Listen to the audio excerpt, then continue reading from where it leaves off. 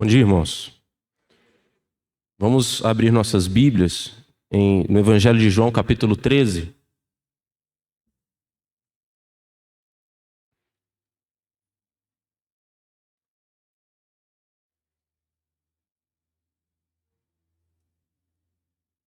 João, capítulo 13, a partir do versículo 34. João 13, 34.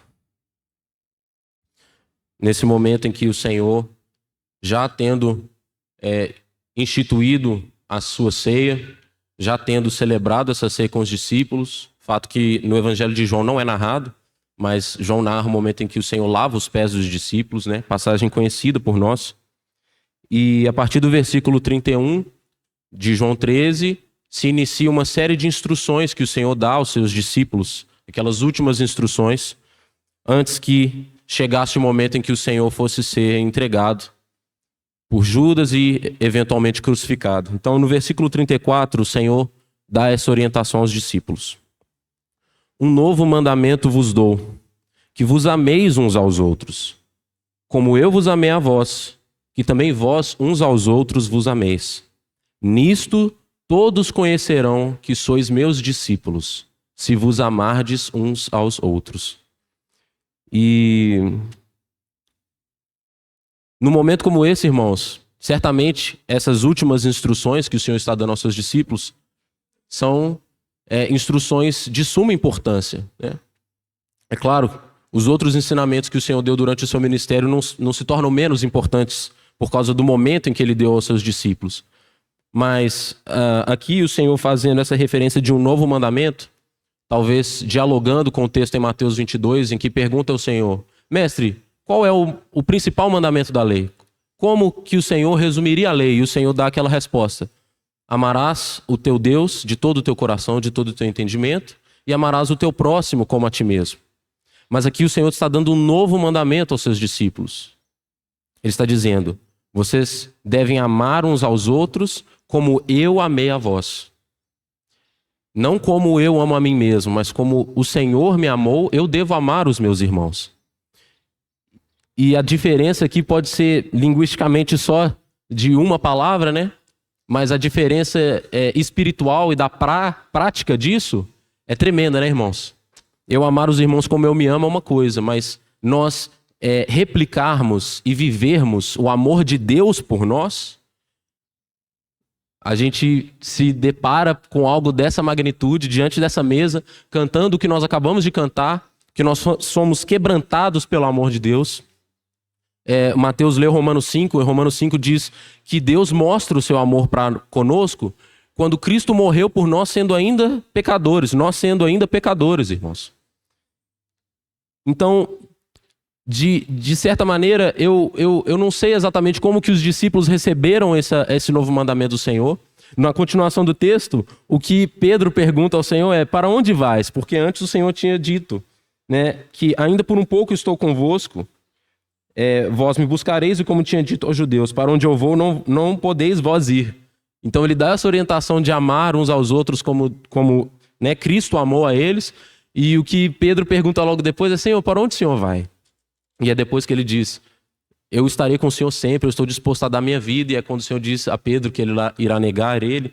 Mas aqui, irmãos, eu percebo algo tão bonito da revelação do que Cristo queria cumprir em nós e da completude desta obra que nós fazemos memória aqui diante dessa mesa. Nesse versículo 35, irmãos, isso é tremendo demais. Nisto todos conhecerão que sois meus discípulos, se vos amardes uns aos outros. Nós não seremos conhecidos, irmãos, pelo nosso poder financeiro. Nós não seremos conhecidos, irmãos, pela nossa sabedoria, pela nossa inteligência, pelo que nós sabemos da palavra, pelo que nós temos, pelo que nós podemos produzir. Nós seremos conhecidos como os discípulos de Cristo se nós amarmos uns aos outros, como Cristo nos amou. E aí isso impõe um grande desafio, porque como que eu vou amar os meus irmãos como Cristo me amou? Como que eu vou replicar esse amor? O Senhor Jesus dá a resposta alguns versículos para frente. Ele diz, já no capítulo 14, ele diz no versículo a partir do versículo 15, ele diz: se me amardes, guardareis os meus mandamentos.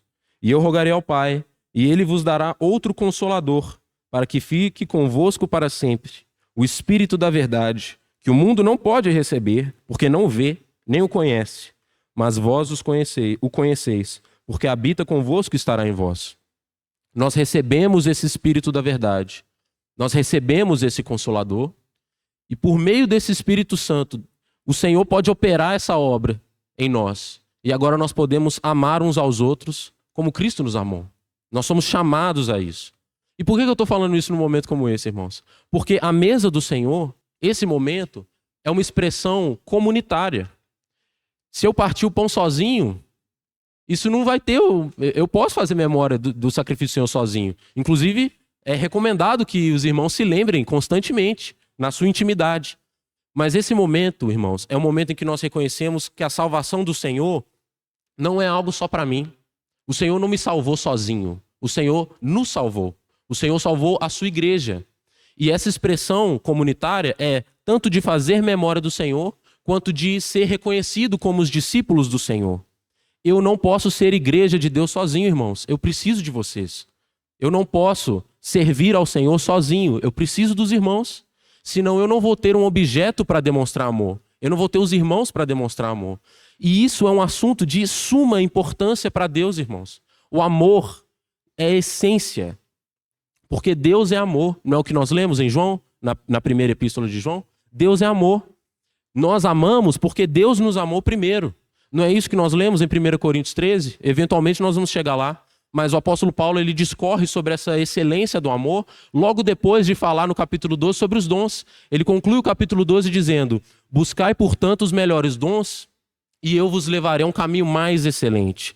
E aí esse caminho mais excelente é o amor. E ele diz: irmãos, de que adianta eu falar a língua dos anjos? De que adianta eu mover as montanhas se eu não tenho amor? Porque, e aí na conclusão do capítulo 13 ele diz: porque nós temos hoje a fé, a esperança e o amor, mas o maior destes é o amor. Porque, irmãos, um dia a nossa fé, a certeza do que nós não vemos, vai deixar de existir.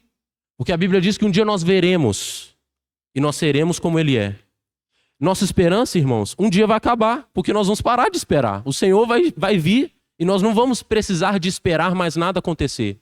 Mas quando a fé e a esperança deixarem, o amor é eterno, irmãos. Porque nós vamos desfrutar do amor do Senhor por toda a eternidade. Isso não é pequeno, meus irmãos. E isso precisa de ser desfrutado agora, uns com os outros. O Senhor nos chama a amar, porque Ele nos amou. Então, como que eu posso desfrutar desse momento? Como que eu posso fazer memória do amor de Deus por mim, se eu nutro no meu coração rixas contra os meus irmãos? Se eu nutro no meu coração ódio contra os meus irmãos? Mais uma vez, a epístola, a primeira carta de João diz: quem não ama os irmãos não está na luz. Quem não ama os irmãos não conheceu o Senhor. Que isso nos constranja mesmo, irmãos. O Senhor, Ele tem provisão para nós no amor. Ele conhece a nossa fraqueza. Ele conhece e sabe que nós, por nós mesmos, somos incapazes de amarmos uns aos outros como Cristo nos amou. Mas Ele enviou o seu Consolador e Ele quer completar essa boa obra em nós. Ele quer gerar em nós o fruto do Espírito. E o fruto do Espírito, o primeiro que é mencionado, a primeira virtude que é mencionada do fruto do Espírito é o amor. Então, irmãos, nesse momento que nós possamos discernir o corpo, tomar do cálice, tomar do pão, sabendo que Cristo nos amou quando nós ainda éramos pecadores.